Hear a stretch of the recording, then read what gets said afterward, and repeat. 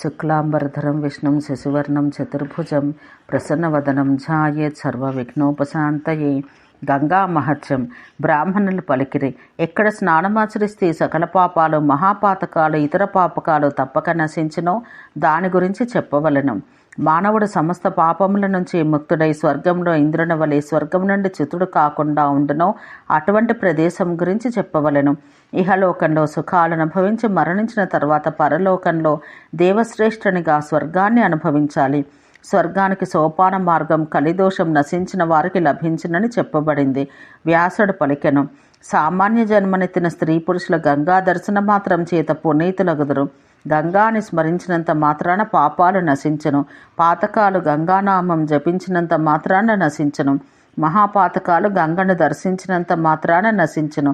ప్రతిరోజు గంగలో స్నానం చేయటం వల్ల మరియు పితృదేవతలకు తర్పణాలు చేయటం వల్ల పాపముల రాశి నాశనమగను. పత్తి, ఎండుగడ్డి అగ్ని తాకిడికి ఒక్క క్షణంలో దగ్ధమగునట్లు గంగా జలస్పర్శ వల్ల క్షణకాలంలో పాపాలు నశించును. గంగానదిలో స్నానం చేసిన వాడు వైకుంఠం పొందును. ఈ లోకంలో యశస్సు, రాజ్యం, పుణ్యం, స్వర్గం, ఉత్తమ స్థానమును పొందును. గంగానదిలో పితృదేవతలకు విధి విధానంగా పిండ ప్రదానం చేసినందువలన పొందు ఫలం చెప్పెదను వినుము. అన్నంతో పిండ ప్రదానం చేస్తే స్వర్గంలో 1000 సంవత్సరాలు గౌరవం పొందును. తిలతర్పణం చేస్తే దానికి 2 ఫలితం లభించును. మంచి ఫలములతో తర్పణం చేసినా అదే ఫలితం లభించును. ఆవు పాలు, పెరుగు, ఆవు నెయ్యితో పిండ ప్రదానం చేస్తే అక్షయ స్వర్గం లభించును. ఈ విధంగా పిండాలను ప్రదానం చేస్తే ప్రతిరోజు 100 యాగాలు చేసిన ఫలం పొందును. నరకంలో ఉన్న పితృదేవతలు స్వర్గాన్ని పొందుదురు. వారు మర్త్యలోకంలో పుట్టినచో వారు సంపదతో, పుత్రులతో, ఆరోగ్యంతో, సుఖము, గౌరవం కలిగి ఉందురు. పితృదేవతలు రసాతల లోకంలో ఉన్నను, భూమిపై కీటకాది రూపాలు పొందినను, పక్షులు మొదలైన జాతుల్లో జన్మించినను ధనవంతులుగా, రాజ్యాధిపతులుగా జన్మించురు. స్వర్గస్థులైన వారి పిల్లలు, మనవలు, కుటుంబ సభ్యులు, దౌహిత్రులు, అల్లుళ్ళు, స్నేహితులు, ప్రియులు, అప్రియులు ఎవరైనా కానీ సరైన ఉపకరణాలతో గంగానదిలో పిండ ప్రదానం చేస్తే వారు శాశ్వత స్వర్గం పొందెదరు. తండ్రి వైపు వారు, తల్లి వైపు వారు అందరూ సుఖంగా ఉందరు. జీవులు స్వర్గంలో ఉన్నను, భూలోకంలో ఉన్నను, నరకంలో ఉన్నను వారందరూ సదా గంగను ఆపేక్షింతురు. ఎవరైతే గంగానదికి వెళ్ళుదురో వారి బంధువులు కూడా పవిత్రులగుదురు. ఇదే గంగా మహత్యం. తాను తరించుటే కాక తన వారిని కూడా తరింపచేయును. గంగానది గుణాలను చెప్పుట బ్రహ్మదేవునికి కూడా సాధ్యం కాదు. అందువల్ల కొన్ని గుణాలను మాత్రం నీకు చెప్పెదను.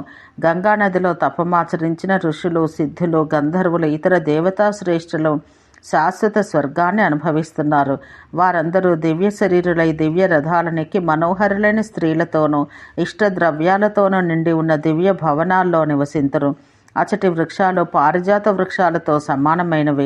వారెన్నడూ తిరిగిరారు. ఎన్నో దానాలు, వ్రతాలు, యజ్ఞాలు, తపస్సులు చేస్తే ఎంతటి ఫలం లభిస్తుందో అదే ఫలం గంగను సేవించటం వల్ల లభిస్తుంది. పాపాత్ముని తన వారు అందరూ వదలవచ్చును, కానీ గంగ ఎన్నడూ వదలదు.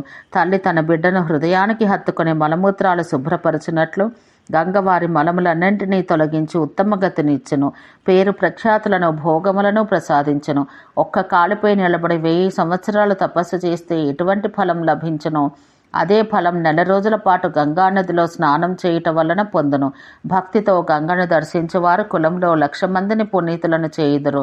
సంక్రాంతి దినాల్లోనూ, వ్యతిపాతమందును, సూర్య మరియు చంద్రగ్రహణ కాలంలోనూ, పుష్యమాసంలోనూ గంగానదిలో స్నానం చేసినచో తన కులంలో పుట్టిన 1,00,00,000 మందిని తరింపచేయును. ఎవరు ఉత్తరాయణంలో శుక్లపక్షంలో జనార్దనుని హృదయమందు నిలిపి గంగానదీ తీరంలో ప్రాణములు వదులుతారో వారు ధన్యులు. వారికి పునర్జన్మ ఉండదు. విష్ణువు సర్వదేవమయుడు, గంగా విష్ణుమయి. గంగా నదిలో పిండదానం, తిలోదకం సమర్పిస్తే వాని బంధువులు నరకంలో ఉన్నచో స్వర్గానికి వెళ్తారు. స్వర్గంలో ఉంటే మోక్షాన్ని పొందుతారు. ఎంతటి పాపాత్మునికైనా ఉత్తమ గతిని కలిగించేది గంగ. వేదశాస్త్ర జ్ఞానం లేని వానికి, గురునిందకునికి, ఆచారం తెలియని వానికి గంగ కంటే ఉత్తమ గతి లేదు. గంగను సేవిస్తే స్వర్గం, మోక్షం, సుఖ సౌభాగ్యాలు లభించినప్పుడు ఎంతో ఖర్చుతో కూడుకున్న యజ్ఞంలు ఎందుకు? ఎంతో కష్టంతో కూడుకున్న తపస్సు ఎందుకు? భుక్తిని, ముక్తిని ప్రసాదించే గంగ ఉండగా అనేక నియమాలతో మనస్సును నియంత్రించే యోగం ఎందుకు? ఎన్నో జన్మల నుంచి పేరుకుపోయిన పాపాలన్నీ గంగలో స్నానం చేయటం వల్ల నశించును. పుణ్యం కూడా లభించును.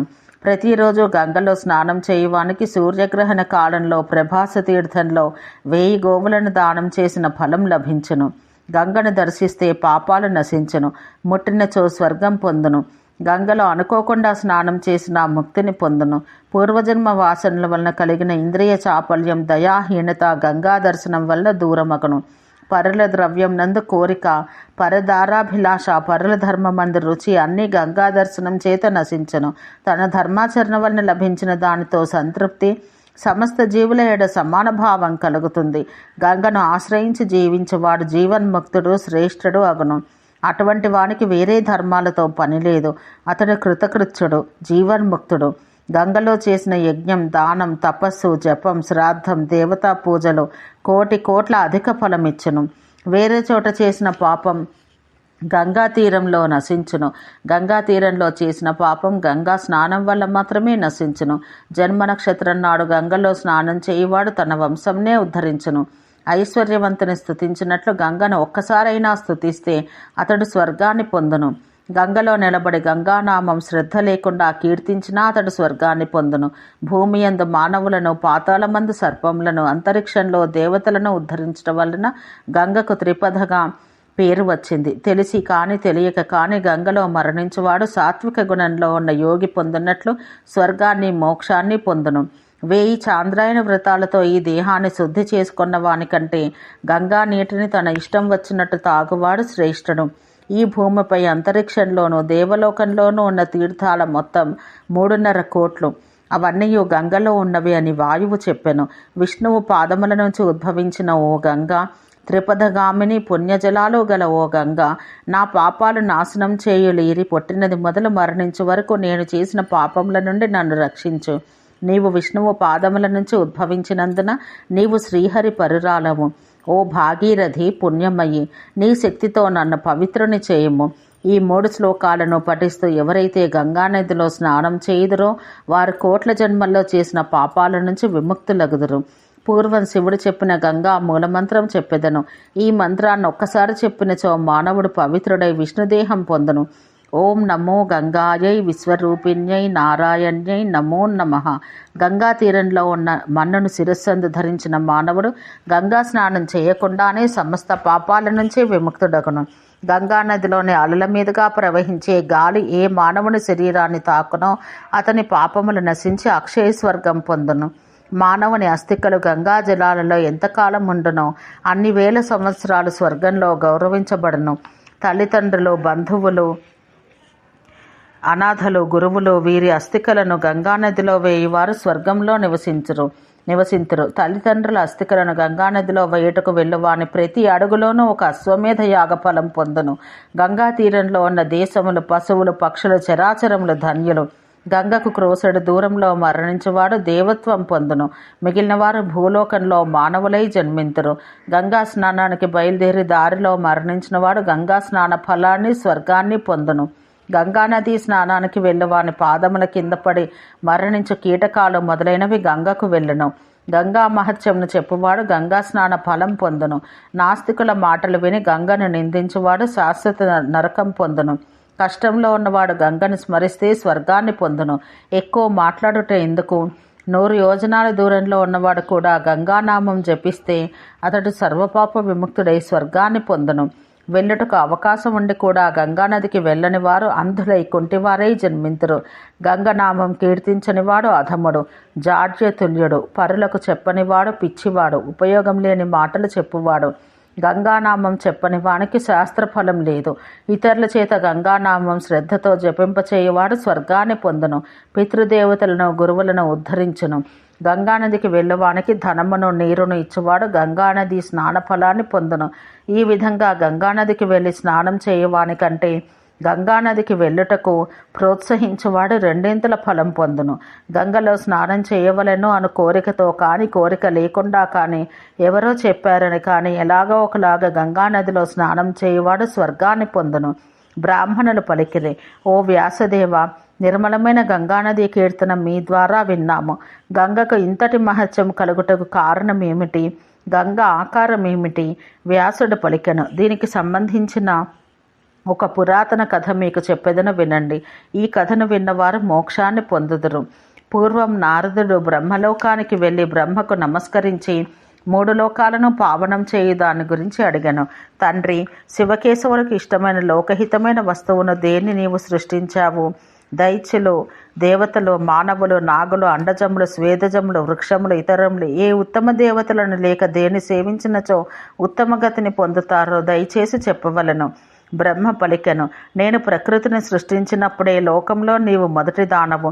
నీ నుంచే సంసారం సృష్టించదను అని చెప్పి తిని.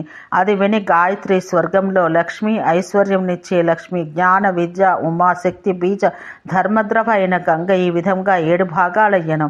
గాయత్రి నుంచి వేదాలు పుట్టినవి. జగత్తంతా అందులోనే ఉన్నది. స్వస్తి, స్వాహ, స్వధ, దీక్ష అనేవారు గాయత్రి నుంచి పుట్టిరి. యజ్ఞంలో గాయత్రిని మాతృకావర్ణంతోనే ఉచ్చరించాలి. దేవతలు యజ్ఞంలో సుధను పొంది ముసలితన మరణం లేనివారయ్యిరి. అనంతరం దేవతలు సుధను భూమికి వదిలిరి. అప్పుడు భూమి సస్యాలతో ఔషధులతో నిండింది. అప్పుడు జీవులు ఫలాలను మూలములను తింటూ సుఖమును పొందిరి. భారతీదేవి కూడా సమస్త జనుల నోటిలో కూర్చునను. అదేవిధంగా సమస్త శాస్త్రాలలో ఉండి ధర్మమును ఉపదేశించుచుండెను. విజ్ఞానము, కలహము, శోకము, మోహం వదులుట, శుభము, అశుభము అన్నీ ఆమెను ఆశ్రయించినవి. ఆమె లేనిచో ఈ ప్రపంచం తన స్వభావాన్ని కోల్పోయేది. లక్ష్మి వల్లనే వస్త్రములు, ఆభరణములు, సుఖములు, రాజ్యము కలుగునన్నది లోక ప్రసిద్ధం. అందుకే ఆమె శ్రీహరి ప్రియురాలు. ఉమాదేవితో సంబంధం వల్లనే శంభుడు సర్వజ్ఞుడయ్యను. ఉమాదేవి జ్ఞానానికి మూట అని తెలియము. ఆమె శంభునికి అర్ధాంగి. వర్ణిక అనుదేవి ఉగ్రరూపురాలు. సర్వలోకాలను మోహింపచేయును. లోకం యొక్క స్థితిని లయమును ఈమె చేయును. ఈమె పూర్వం మధుకైటభులను వధించెను. లోక ప్రసిద్ధుడైన రురువును ఈమె వధించెను. మహిషాసురుని సంహరించింది ఈమెయే. యుద్ధములలో రక్తబీజాసుర, శుంభ, నిశుంభ వీరందరినీ లీలగా చంపెను. ఈ విధంగా దైత్య శ్రేష్ఠులందరినీ చంపి ఈ 3 లోకాలను మోహింపచేసి కాపాడుచుండెను. ధర్మద్రవ అయిన గంగాదేవి సమస్త ధర్మాలు నిండి ఉన్నది. ఆమె మహత్యం చూసి ఆమెను నా కమండలంలో ధరించి తిని. ఆమె అనుగ్రహం వల్ల దేవతలందరూ విస్తరించిరి. త్రిమూర్తులమైన మేము ఆమెను ఆశ్రయించితిమి. ఆమె నా కమండలంలో చేరి ధర్మద్రవ అని ప్రసిద్ధురాలయ్యను. బలి యాగం చేయనప్పుడు విష్ణువు వల్ల ఆమె పుట్టినది. యాగం చేయనప్పుడు బలిష్ఠుడైన బలిని విష్ణువు వంచెను. అప్పుడు 1 అడుగుతో భూమినంతటినీ ఆక్రమించెను. 2వ అడుగు బ్రహ్మాండం ఛేదించుకుని నా ముందుకు వచ్చింది. అప్పుడు నేను కమండలంలో నీటితో ఆ పాదమును కడిగి పూజించాను. కాలుని కడిగి పూజించిన నీరు హేమకూటమై పడింది. ఆ హేమకూట శిఖరంపై నుంచి శంకరుని శిరస్సుపై పడి జటాజూటం లోపల చుట్టుచుండెను. అనంతరం భగీరథుడు శివుని ఆరాధించి ప్రసన్నుని చేసుకొనెను. అప్పుడు శివుడు గంగను వదిలిన పిదప ఏనుగుల్లో శ్రేష్టమైన ఐరావతాన్ని భగీరథుడు ఆరాధించెను. అప్పుడు ఐరావతం 3 దంతాలతో పొడిచి 3 బిలాలను చేసెను. అప్పుడు గంగానది 3 బిలముల నుంచి ఉద్భవించి త్రిశోతస అని పేరు పొందెను. త్రిమూర్తులతో సంబంధం వలన పవిత్రమైన ఈ గంగానదిని సేవిస్తే సమస్త ధర్మాలు పొందుతారు. జీవులు గంగాసేవ వల్ల పొందిన ఫలాన్ని పాఠం చెప్పుట, యజ్ఞం చేయుట, మంత్రం జపించుట, హోమం చేయుట, దేవతార్చన చేయుట మొదలైన వాటి వలన పొందలేరు. ధర్మాన్ని పొందుటకు దీనికంటే సులభమైన మార్గం లేదు. అందువల్ల నీవు గంగను సేవించు. గంగాజలంలో సగరుని కుమారులు తమ పూర్వీకులతో పాటు స్వర్గం పొందిరి. వ్యాసుడు పలికెను. ఈ విధంగా నారదుడు బ్రహ్మదేవుని ద్వారా గంగా మహత్యం విని గంగ ద్వారంలో తపస్సు చేసి బ్రహ్మత్వాన్ని పొందును.